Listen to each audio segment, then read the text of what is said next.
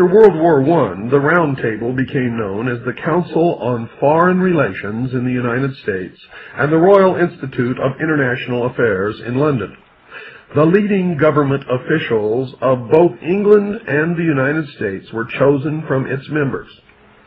In the 1960s, as growing attention centered on the surreptitious governmental activities of the Council on Foreign Relations, subsidiary groups known as the Trilateral Commission and others representing the identical financial interests began operations, with the more important officials such as Robert Russa being members of all three groups.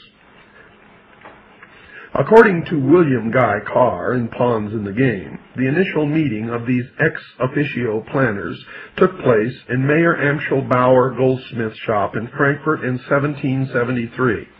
Bauer, who adopted the name of Rothschild, or Red Shield, from the red shield which he hung over his door to advertise his business — the red shield today is the official coat of arms of the city of Frankfurt — was only 30 years of age when he invited 12 other wealthy and influential men to meet him in Frankfurt.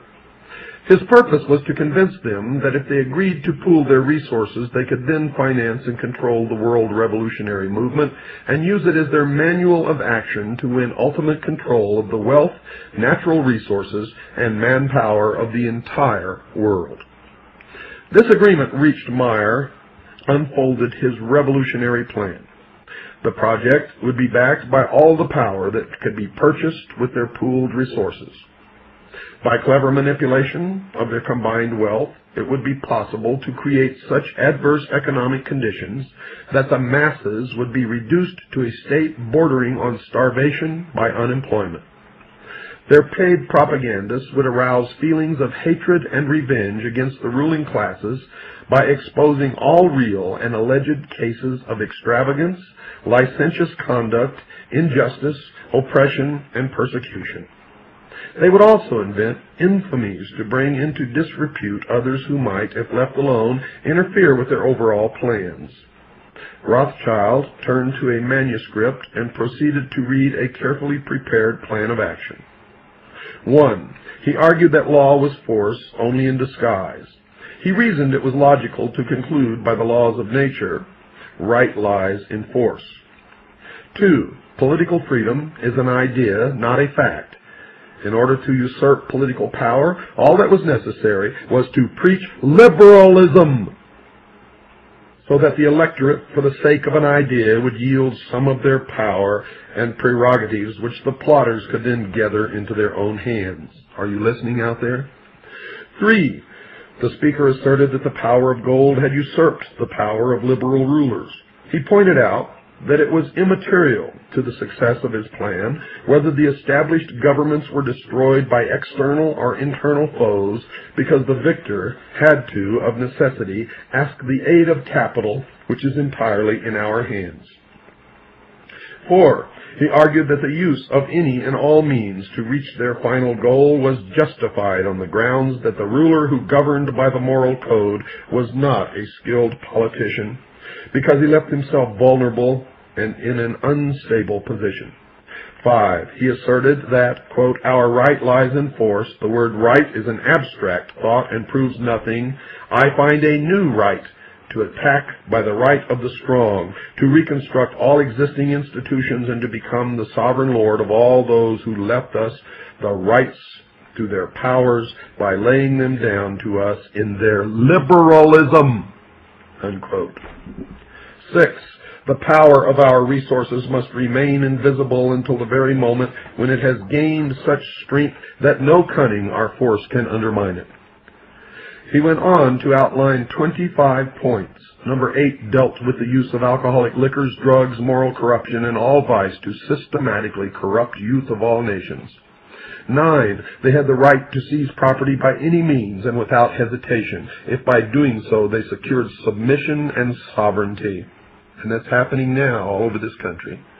10, we were the first to put the slogans liberty, equality, and fraternity into the mouths of the masses, which set up a new aristocracy. The qualification for this aristocracy is wealth, which is dependent on us. 11, wars should be directed so that the nations engaged on both sides should be further in our debt. 12, candidates for public office should be servile and obedient to our commands so that they may be readily used. 13, propaganda. Their combined wealth would control all outlets of public information.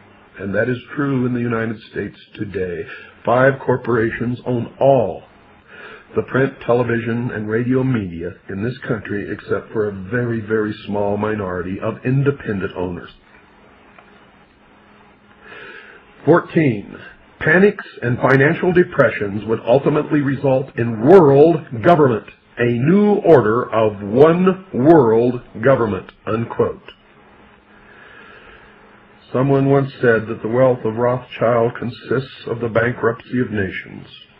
The great Soviet encyclopedia states, quote, the clearest example of a personal link-up, international directorates, on a Western European scale is the Rothschild family. Now, folks, those points that are credited to Amschel Rothschild were not of his doing at all, for they come from what are known as the protocols of the wise men of Zion. And they have been used to persecute the Jewish people throughout the ages. And I'm going to tell you right now that the Jewish people did not write the protocols of the wise men of Zion. They were written by the Illuminati.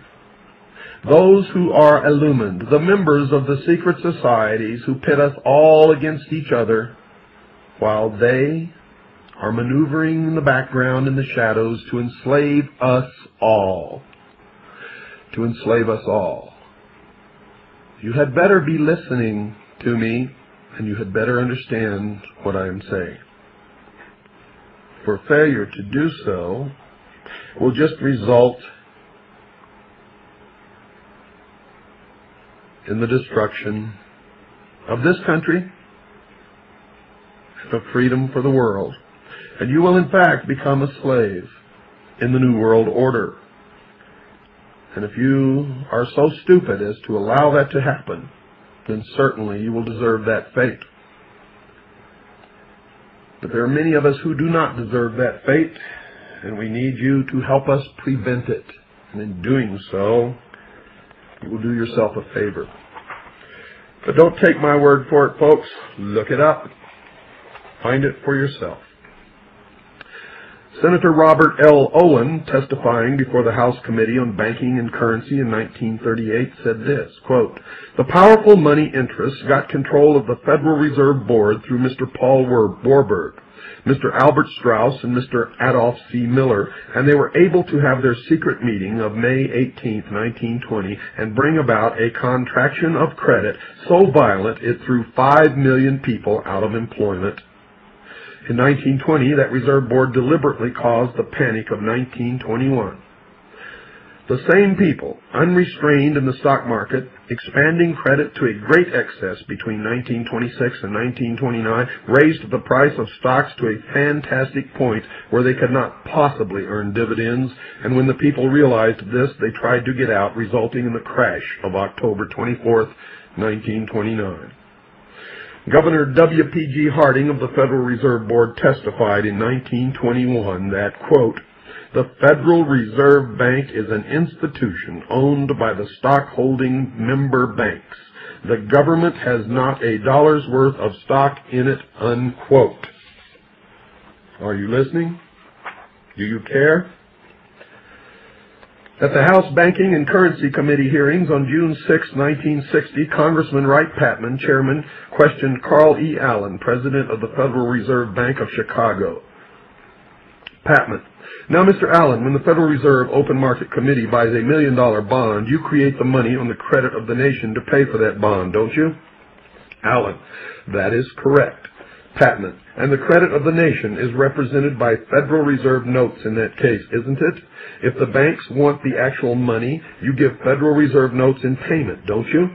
Allen: That could be done, but nobody wants the Federal Reserve notes.